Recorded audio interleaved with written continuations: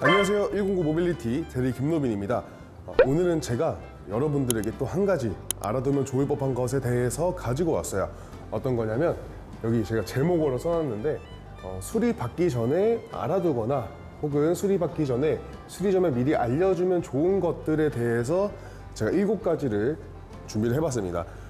그래서 이것들을 하나씩 여러분들한테 설명을 드리면서 왜 내가 수리 받기 전에 이걸 알아두면 좋은지 혹은 이거를 미리 수리점에 알려주면 어떤 이점이 있는지를 간단하게 짚어가면서 설명을 하도록 하겠습니다.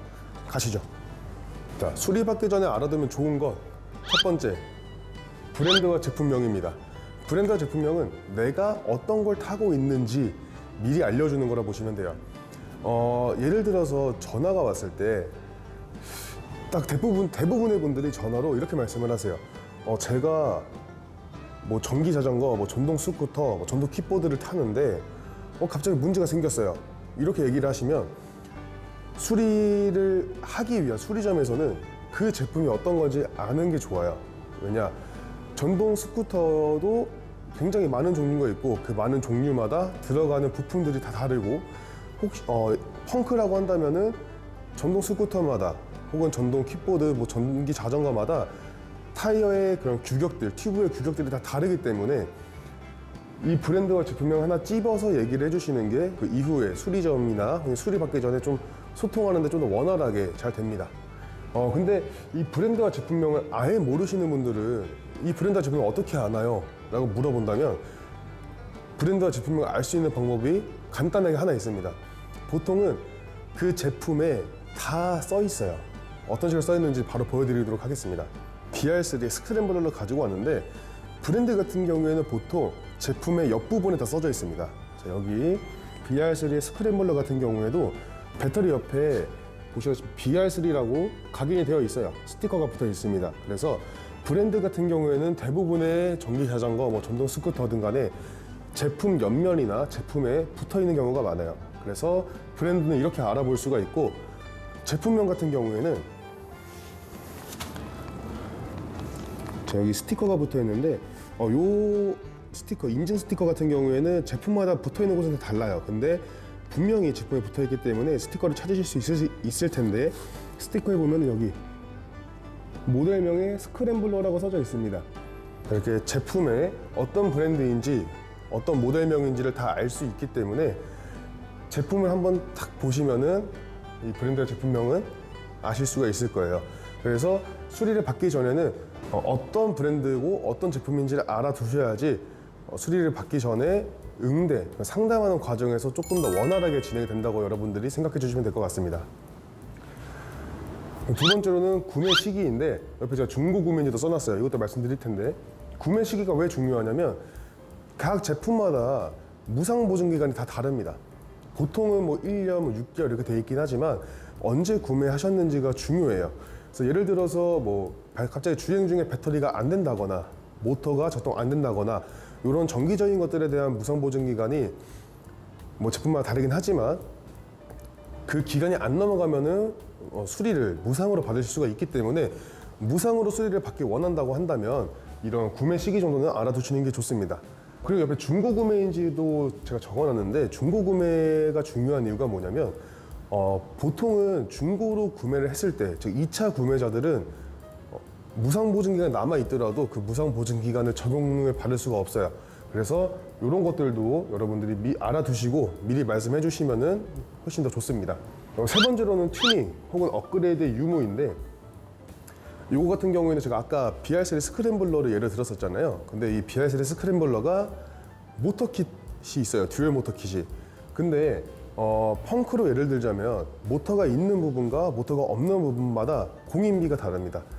모터가 있는 부분은 모터선 뭐 이런 것들 다 고려해서 작업을 해야 되기 때문에 공인비가 조금 더 나오는 편인데, 예를 들어서 저 BR3 스크램블러를 타는데 앞바퀴에 펑크가 났어요 라고 해서 저희가 대략적으로 어느 정도가 나올 것 같다고 금액을 말씀드린 다음에 실제로 가지고 왔는데 이렇게 듀얼 모터킷이 장착된 기체가 왔을 때는 비용이 달라질 수밖에 없습니다. 근데 그렇게 비용이 갑자기 달라지면 솔직히 소비자 입장에서는 아니 이렇게 얘기를 했었잖아요 라고 말을 하기 때문에 내가 타고 있는 기체에 내가 어떤 튜닝을 했다, 아니면은 순정 상태에서 업그레이드를 했다라는 이런 유무도 같이 말씀해 주시는 게 좋습니다. 그래서 제가 BR3 스크램블러를 타는데 듀얼 모터킷을 장착을 했어요. 그런데 앞바퀴 쪽에 펑크가 났습니다. 이런 식으로 말씀을 해주시는 게 훨씬 좋아요. 그 네 번째는 수리를 받을 때 빠른 작업을 위해서 장착한 액세서리를 빼주시는 게 좋습니다. 근데 뭐 액세서리라고 해서 뭐 다 떼야 된다 그런 건 아니고 예를 들어서 이제 겨울이니까 여러분들 방한 장갑, 기체에 장착하는 이런 방한 장갑 있잖아요. 방한 장갑 같이 좀 수리를 할 때 걸리적거릴 만한, 아니면은 수리할 때 떼고 붙이고 해야 될 법한 것들은 여러분들이 장착하시면서 대충 아실 거예요. 예를 들면은 뭐 가방이라던가 이런 것들은 뺄 수 있으면은 빼고 오시거나, 아니면은 바로 뺄 수 있게끔 어느 정도 작업을 해두시고 오는 게 빠르게 작업을 받기 위해서 유리합니다. 그다음 다섯 번째로는 넘어지거나 사고 난 것과 같이 특이 사항이 있다면 미리 말씀해 주시는 게 좋습니다. 왜냐면 넘어지거나 사고가 난 것처럼 어떤 충격이 팡 가해졌을 때는 지금 당장 이상이 있는 곳 말고 그 다른 곳들에도 부가적으로 어떤 이상이 있는지 없는지 저희가 확인해 볼 수 있도록 말씀해 주시는 거라 보시면 돼요. 만약에 제가 예를 들어서 타고 가다가 뒤에서 뭐 사고가 났다. 근데 사고가 난 걸 말씀 안 하시고 와서 제가 여기 체인이 변속이 갑자기 잘 안 돼요 라고 해서 체인 변속만 완료를 하고 출고를 했는데 갑자기 오셔서 모터가 안 도는데요, 아니면은 체인 이거 페달 걸린 부분이 흔들거리다 빠졌어요, 이렇게 말씀을 해주시면 저희는 그거에 대해서 책임을 질 수가 없습니다.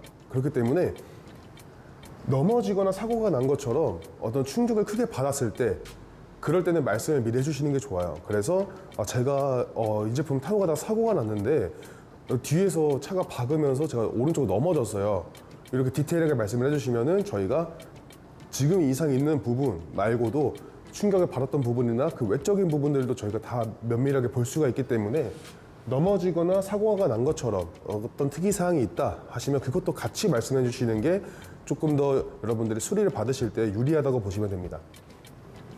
다음으로 공기압을 언제 마지막으로 넣었는지, 요거는 왜 있냐면 펑크 문의로 들어왔을 때 제일 먼저 그 고객님들한테 말씀을 드리는 게 뭐냐면 마지막으로 공기압을 넣으신 게 언제인지를 무조건 물어봐요.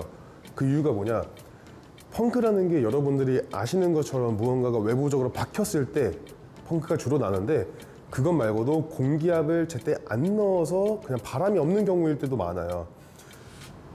저희가 제품을 타지 않고 가만히 놔두더라도 공기압이 서서히 줄어드는데 실제로 타고 주행까지 하면은 그냥 가만히 놔두는 것보다 공기압이 더 빠르게 줄어듭니다. 그렇기 때문에 공기압은 항상 한 달에 한 번, 늦어도 두 달에 한 번씩은 넣어주는 게 좋은데, 한 장기간 한 6개월, 막 3개월, 6개월 이렇게 안 넣었다라고 하면은 저희는 이거 기본적으로 먼저 바람을 넣어 봅니다. 단순하게 바람이 없어서, 타이어 튜브에 바람이 없어서 그냥 공기가 없어 펑크가 났다라고 이제 착각하시는 경우도 꽤 있거든요. 그래서 펑크로 들어왔는데 알고 보니 바람이 없는 거라서 공기압만 넣고 가시는 분들이 되게 꽤 많아요. 근데 그렇게 되면은 뭐 사실 그냥 매장에서 그냥 바람 넣어도 상관없긴 하지만 수리를 받으러 수리 전까지 오는 그 시간과 그런 노력들이 조금 아깝잖아요. 그렇기 때문에 이런 공기압 같은 경우에는 직접 여러분들이 한 달에 한 번씩은 넣어주시는 게 좋습니다. 그리고 펑크가 났을 때도 언제 공기압을 마지막으로 넣었는지 말씀해 주는 게 좋아요. 그래서 제가 한 이틀 전에 마지막으로 공기를 넣었는데 오늘 아침에 보니까 바람이 빠졌네요, 이런 식으로 말씀해 주시는 게 굉장히 좋습니다. 마지막으로는 디스크 브레이크 세척제 구비 이렇게 써놨는데 요거는 뭐냐면 또 수리 문의 중에서 많이 들어오는 게 브레이크 소음이에요. 근데 브레이크 소음이 약간 뭐 챙챙챙 하면서 간격을 두고 약간 쇠 달리는 소리가 난다, 그런 거는 이제 뭐 디스크가 또 휘어 있다거나 그런 정비를 해줘야 되는데, 브레이크 잡을 때 끼익 소리, 이런 경우에는 보통 어떤 경우에 나냐면 브레이크 패드와 이 디스크 로터 사이에 이물질이 꼈을 때 주로 발생을 해요. 근데 이 이물질이 끼거나 혹은 유분기가 있을 때 이 브레이크 끼익 소리가 나는데, 이런 것들은 위에 펑크 공기압과 마찬가지로 매장에 오셔서도 조치를 받으실 수 있지만 그 매장에 오는 시간과 그런 노력이 너무 아까우니까 그걸 조금 줄이고자 하는 분들이라면 디스크 브레이크 세척제가 따로 있습니다. 한번 보여드리면 저희는 이렇게 멀티 클리너라고 되어 있는 요걸 쓰는데 이것 말고도 그냥 네이버, 인터넷 같은 곳에다가 디스크 브레이크 세척제 검색하시면 되게 쭈루룩 나올 거예요. 그런 디스크 브레이크 세척제를 하나 구비해 놓으신 다음에 브레이크 잡을 때 끼익 소리가 날 때마다 브레이크 부분, 디스크 로터 부분에 싹 뿌려주신 다음에 깨끗한 천으로 닦아만 주시면은 그 끼익 소리가 엄청 줄어들 거예요. 그래서 이런 식으로 진짜 간단하게 여러분들이 하실 수 있는 것들은 시간과 노력을 아끼기 위해서 이런 것들 알아두시면 좋고, 그래서 이렇게 수리 받기 전에 알아두거나 수리 좀 알려주면 좋은 것 7가지를 간단하게 설명을 드렸는데요. 그래서 이런 것들 하나 한번 딱 보신 다음에 기억해 두시고 수리점이나 이런 데 한번 알려주시는 게 여러분들이 이후에 또 수리점을 방문을 해서 수리를 받을 때 상담하고 이런 시간들을 줄일 수가 있고요. 그리고 조금 더 여러분들이 확실하게 수리를 받을 수 있게끔 도와주는 것들이기 때문에 이런 것들은 여러분들이 기억해 주시면 좋을 것 같습니다. 저는 다음에 그러면 또 좋은 정보를 가지고 여러분들에게 소개해 드릴 수 있도록 더 노력하고 더 양질의 컨텐츠를 가지고 여러분들한테 다시 찾아오도록 하겠습니다. 이상으로 109 모빌리티 김노빈 대리였고요. 저희 유튜브 채널 구독과 좋아요 그리고 알림 설정까지 해주시면 너무나도 감사할 것 같습니다. 그럼 저는 다음에 또 오도록 할게요. 다음에 봐요.